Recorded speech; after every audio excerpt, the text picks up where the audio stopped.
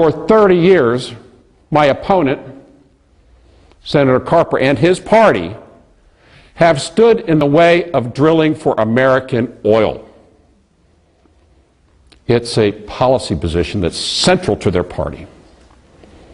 We have beneath our feet the treasure of resources that we could use to reanimate this economy. And they say no. President Obama gets up and will tout the fact that we produce more oil domestically now than we did in the past 10 years. And that is true. But what he doesn't tell you is the rest of the story. The reason we're producing more oil now is because it's been produced on state and private lands. For every opportunity Washington has to say no to drill on federal lands, they say no. And you know what?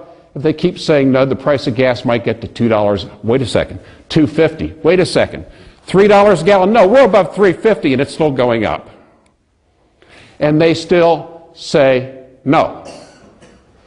I guarantee you, I'm the only candidate for the U.S. Senate in Delaware who has worked on an offshore oil platform. I spent years working on offshore oil platforms, off and on, based on the season. The weather's really bad in the summer, so you work then because it's much worse in the winter. This was in the North Sea. I'm the only candidate whose business was involved with correcting problems in the safe operation of an oil refinery.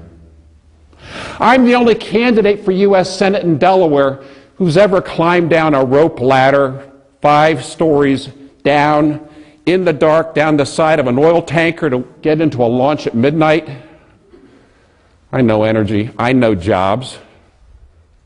It's not only the energy that gives us the independence to allow us to separate from the troubles of the Mideast. It's the jobs that are created. It's the money that stops draining out of the U.S. The biggest office buildings, the tallest towers in the world, are in the Middle East. They're built with our money, but they're in the Middle East. This madness has to end. It's the treasure of American resource for the future of American families. We need to use what we have left to rebuild this nation. This nation was not built by big government. It was built by millions of people sharing an American dream.